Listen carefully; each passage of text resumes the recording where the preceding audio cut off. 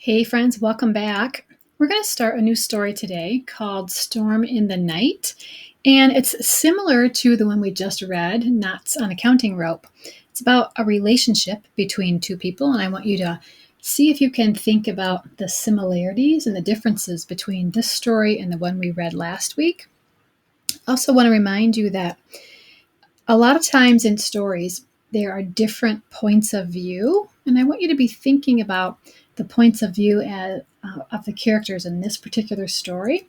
You can see, right, a couple of people on the cover, and we're also going to pay attention today to some figurative language. We've talked about that in the past. You might remember us talking about the word simile, right? So we've talked about this one before when we read a story before Christmas time. It's when we compare two things using these two words, like or as. So we're comparing two things. So for example, busy as a beaver. So you might describe a person being as busy as a beaver. So we use that word as. The boy was tall like a giraffe. So comparing a boy to a giraffe, right? Being tall like that. And then she was quiet as a mouse. Comparing a girl to a mouse and how quiet they both are, right? So those are similes. When we compare two things using these two words, we're also going to talk today quickly about personification. I know that's a big word, but you can see the word person in personification because that's when a writer gives human characteristics to something that's non-human, right? So things like the stars in the sky. The stars winked at me. Okay, stars are not human, but humans can do this, right? Humans can wink. The sun is smiling at us today, right? The sun is something that's not a human object, right? It can't smile, but people can smile. How about this one? That cupcake is calling my name. Cupcakes can't talk, right? They're not humans, right? People can do that. When someone says that cupcake is calling my name, it just means, oh, I can't resist it. I have to eat it, right? It was calling my name saying, hey, Mrs. Linderman, come here, have my cupcake, right? So personification is when we give human characteristics to something that's not human. Writers do that, and they use similes a lot in their writing. So as we're reading today, we're going to read part of this story. I want you to be looking for parts in the story where you might recognize similes and personification. All right, I'll point some out when we get to them.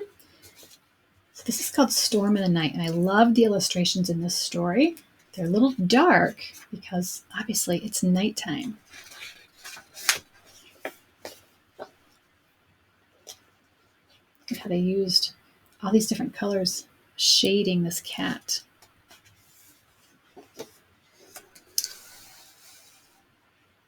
Storm in the night, thunder like mountains blowing up, lightning licking the navy blue sky, rain streaming down the windows, babbling in the downspouts, and grandfather and Thomas and Ringo the cat, they were in the dark, except for Ringo's shining mandarin eyes and the carrot-colored flames in the wood stove. They were quite in the dark. We can't read, said grandfather. We can't look at TV, said Thomas. Thomas sighed. Too early to go to bed, said grandfather. What will we do? Said Thomas. No help for it, said grandfather. I shall have to tell you a tale of when I was a young boy. So in this story, they've lost their power, right? It's dark. They can't do anything because they don't have any power. So the grandfather, the grandson, and then Ringo the cat. You can see his mandarin eyes, right? They're orange. Think about thunder, like mountains blowing up. There's a simile, right? They're comparing thunder to mountains that blow up, right? Lightning licking the navy blue sky. Can lightning lick something? People can lick something, right? So that's a great description, a great use of personification, giving, right, the lightning some kind of human quality that it can lick something, right? And here's another one. Rain streaming down the windows, babbling in the downspouts. Babbling is just talking, right? People talk. Rain doesn't talk, but they're describing it as though it sounds like someone's talking when the rain is going down the downspouts. Some really good examples on that very first page. Thomas smiled in the shadows. It was not easy to believe that Grandfather had once been a boy, but Thomas believed it.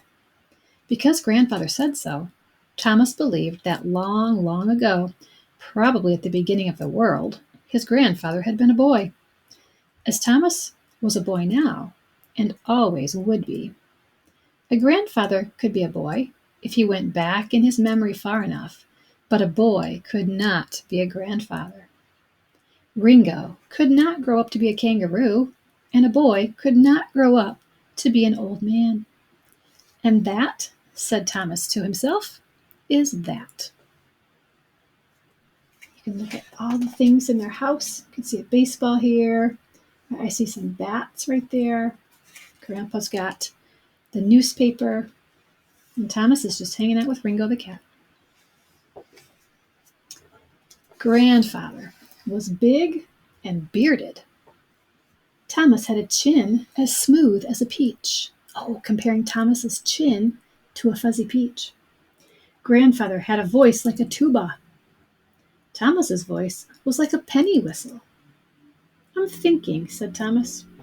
Ah, said Grandfather. I'm trying to think what you were like when you were my age. That's what I was like, said Grandfather. What? Like someone your age.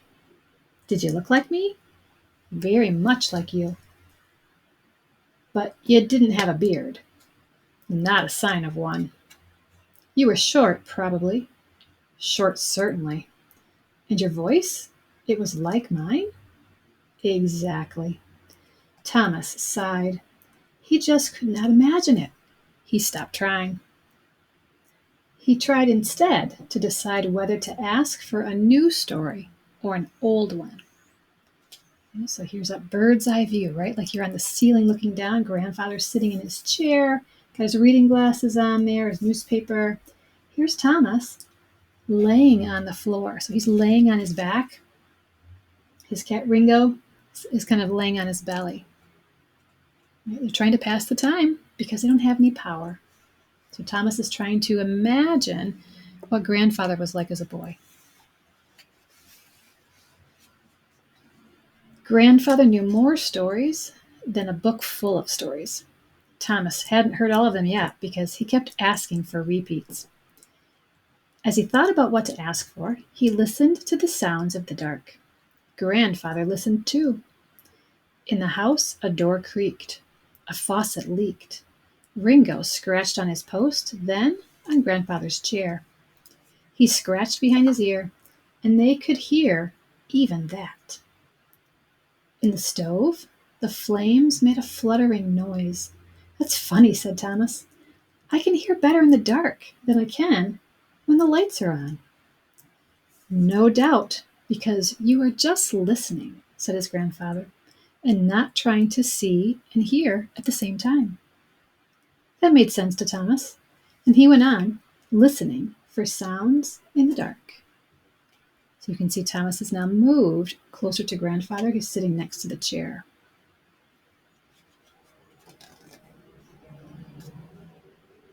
There were clocks. The chiming clock on the mantel struck the hour of 8. Ping, ping, ping, ping, ping, ping-a-ling. The kitchen clock, very excited. Tick, tick, tick, tick, tickety. There were outside sounds for the listening, too. The bells in the church rang through the rain. Bong, bong, bong, bong. Automobile tires swished on the rain-wet streets. Horns honked and hollered. A siren whined in the distance. Can a siren whine? Look at those words right there. People whine, right? Sirens don't do that.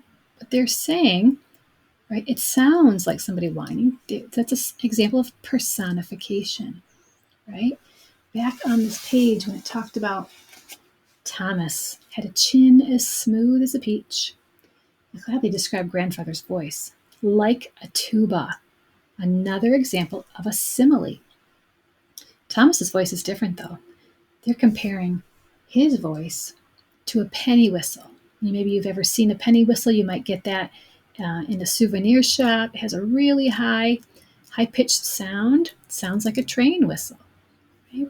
So writers often use figurative language, and examples are similes and personification in their writing to give us really good descriptive details about what's happening in the story.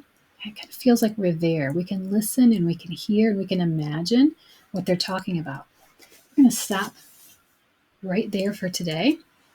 We're going to finish the story over the next couple of days. Today, you've got some questions that I want you to answer.